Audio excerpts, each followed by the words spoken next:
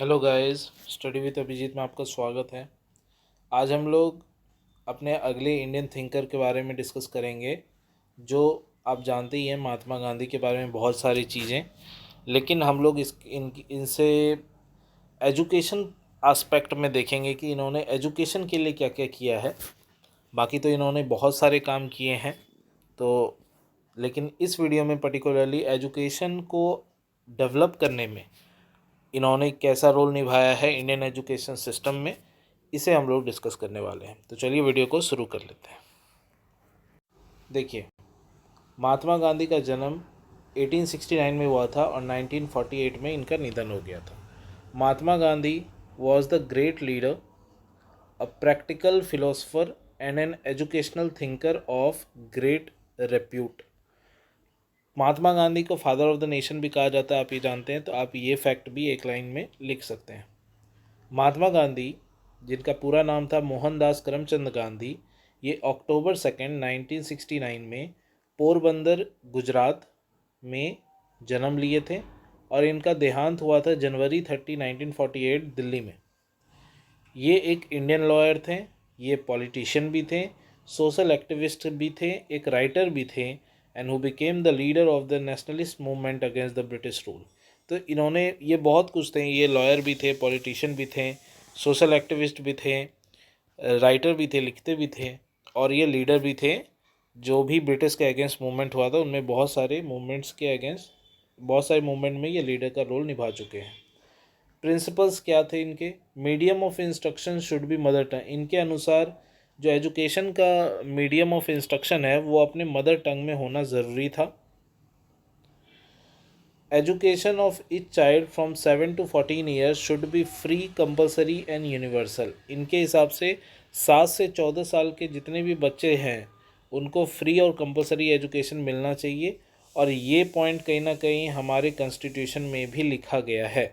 आप अगर इसे देखेंगे तो आर्टिकल, ऐसे तो ये आपके फैक्ट में आप लिख सकते हैं अगर चाहें तो, article 21A right to education में ये पॉइंट को इंक्लूड किया गया है,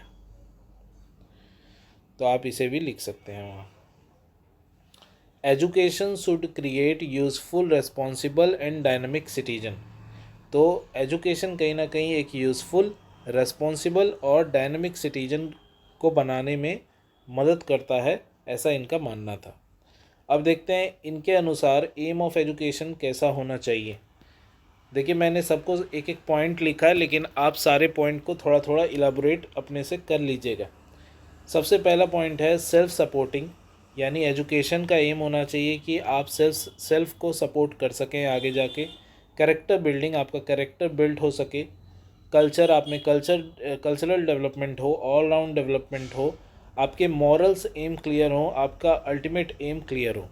तो ये सब चीज़ें हैं जो एम ऑफ एजुकेशन थे गांधी जी के अनुसार। अब गांधी जी के अनुसार करिकुलम क्या था, इसे देखते हैं। करिकुलम इनके अनुसार बेसिक क्राफ्ट की कुछ नॉलेज आपको होनी चाहिए। जैसे ये भी खुद चरखा चलाते थे, आप जानते होंगे, कुछ ऐसा चरखा दिखता था, तो चरखा भी ये चलाते थे। तो इनके अनुसार बेसिक क्राफ्ट होना बहुत ज़रूरी है करिकुलम में। तो आपका कहीं ना कहीं बेसिक क्राफ्ट से स्किल डेवलपमेंट होता है।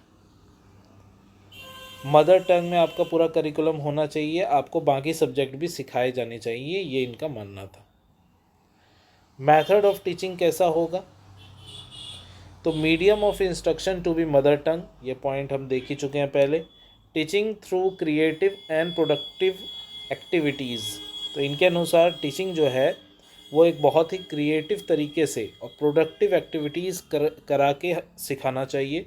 लर्निंग बाय डूइंग, यानी कि कर के सिखाना चाहिए। लर्निंग बाय लिविंग, यानी जी कर सिखाना चाहिए, यानी ऐसे ऐसे चीज़ों से सिखाना चाहिए कि वो बहुत अच्छे से बच्चों तक पहुंच सके, उन्हें याद भी रह जाए। सेल्फ एक्सपीरियंस से सिखाना चाहिए।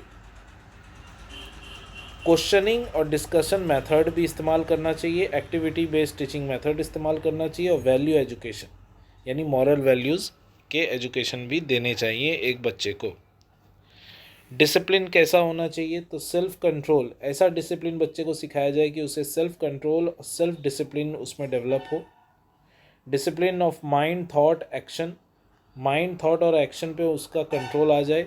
सोशल डिसिप्लिन भी उसको रहे और रेस्पॉन्सिबल सिटीजन वो बन सके अपनी कंट्री का, ऐसा डिसिप्लिन उसे सिखाया जाना चाहिए। गांधी जी ने एक कंसेप्ट दिया था वॉलेंट्री डिसिप्लिन का, which is a synthesis between the freedom and the strict control. तो उन्होंने ये बहुत इंपॉर्टेंट फैक्ट हो जाएगा आपका, इसे आप इम्पॉर्टेंट लिख लीजिए, इसे आप ज़रूर लिखिएगा, क्योंकि वॉलेंट्री डिसिप्लिन टर्म जो है वो कहीं ना कहीं गांधी जी ने दिया था, तो इसलिए ये ज़्यादा इम्पॉर्टेंट पॉइंट हो जाता है। उनके हिसाब से टीचर का कैसा रोल होना चाहिए था, तो teacher are responsible for shaping the personality of their student. उनके अनुसार टीचर का ही रेस्पॉन्सिबिलिटी बनता है कि वो कहीं ना कहीं स्टूडेंट के पर्सनैलिटी को शेप देने का काम करें। And teacher must be well trained man of knowledge, enthusiasm, faith, commitment to the profession of teaching people. और टीचर का उसके नॉलेज, इंथुसियाज्म, फेथ, इन सब पे भी वेल ट्रेंड उन्हें बनाना ज़रूरी होता है। टीचर का ये रेस्पॉन्सिबिलिटी बनता है। आज के वीडियो में इतना ही था। नेक्स्ट हम लोग बात करेंगे रविन्द्रनाथ टैगोर जी के बारे में। अगर आपको वीडियो पसंद आया है तो प्लीज़ वीडियो को लाइक करें और चैनल को सब्सक्राइब करें अगर अभी तक आपने नहीं किया है तो। बेल आइकन प्रेस कर दीजिए ऐसे ही इन्फॉर्मेटिव वीडियोस पाने के लिए। और अगर आपको इनका PDF चाहिए तो आप डिस्क्रिप्शन में लिंक है टेलीग्राम चैनल का, वहाँ जाके इनके PDF भी डाउनलोड कर सकते हैं। Thank you for watching. मिलते हैं अगले वीडियो में, तब तक के लिए ऐसे ही देखते रहिए स्टडी विद अभिजीत।